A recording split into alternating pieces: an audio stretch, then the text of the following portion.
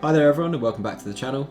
I hope you all enjoyed my previous video on the various professional body memberships. Today's video is about health and safety, with this first part focusing on the Construction and Design Management Regulations 2015. We'll be covering what they are, why they came about, when it applies to your work, and the notification process. So, what is CDM? The Construction and Design Management Regulations, or CDM 2015, are the main set of regulations for managing the health and safety and welfare of construction projects. CDM applies to all building and construction work and includes new build, demolition, refurbishment, extensions, conversions, repair and maintenance. Essentially, they are rules to ensure that the health and safety of everyone involved in a construction project is considered throughout each stage of the project's life cycle, not just the construction phase. The rules were introduced in their initial form in 1994. This was following a European directive on minimum safety and health standards in construction. The regs were revised twice, once in 2007 and most recently in 2015.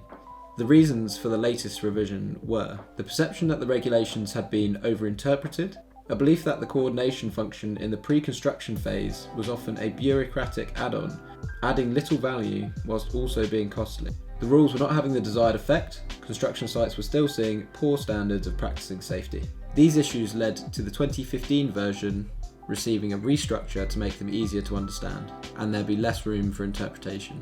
The approved code of practice was replaced with more targeted guidance. The principal designer role replaced the CDM coordinator role. This was so that risks can be addressed in the pre-construction phase by someone that has an influence over the design. Another change was the threshold for appointment of principal contractors and designers to require them where there is more than one contractor. You can read the PDF, Managing Health and Safety in Construction Guide to the CDM 2015 Regulations, for free online via the HSE website or legislation.gov.uk.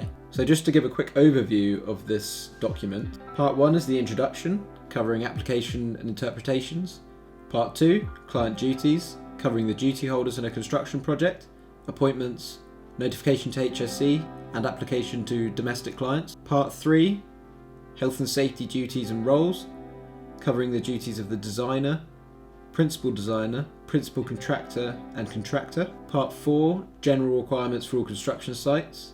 So this covers the application of requirements on such things such as demolition, excavation, site security, flooding or asphyxiation. There's a ton of stuff that covers.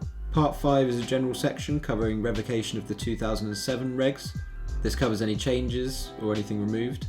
Then you have the various schedules following these parts. For your role as a project manager, it is important to understand all of these regulations and be aware of the duties of each party on the project.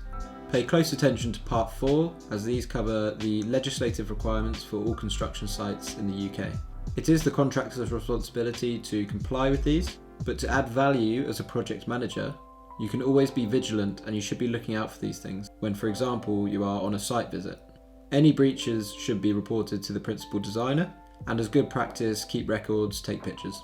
You should also inform the contractor of these issues to try and proactively address them on site, as well as following any agreed escalation procedure with the client. But as I said, do some of your own research, read through the document. If you have any questions on it, leave a comment down below and I'll be sure to get back to you. So, when does CDM apply? Short answer, CDM applies on every project. Everyone must comply with all their duties under CDM for all construction projects in the UK. Even work that may not be considered a project, for example maintenance, CDM still applies. It doesn't matter how long or short the work is, CDM applies to all construction work. So how do you define construction work? The term construction reaches far, covering structural preparation all the way to commissioning, including things such as installation of services, alterations, conversions, groundworks, site clearance. The list goes on and CDM applies. One of the main changes between the 2007 and 2015 regs is that all work has to comply with the CDM regulations. This is regardless if it's notifiable or non-notifiable or domestic. In 2007, if it was non-notifiable or domestic, it did not have to comply. Now, all work has to. There are two overarching types of projects in the eyes of the Health and Safety Executive, who are the enforcing body for construction work in the UK. These are non-notifiable and notifiable. If a project meets one of the two criteria I'm about to flash up, then it's notifiable. A construction project is notifiable if the construction work is expected to 1. Last longer than 30 working days and have more than 20 workers working at the same time at any point on the project, or 2. Exceed 500 person days. I'll just explain that second point there. A person day is one person working during a day. Each day a person works is one person day. So 5 people work 5 days, that's 25 person days. If a project meets one or both of those criteria, then an F10 must be submitted to the HSE. Regulation 6 requires that the client must give notice to the HSE as soon as is practical before the construction work begins, or arrange for someone, usually the principal designer, to do this on their behalf.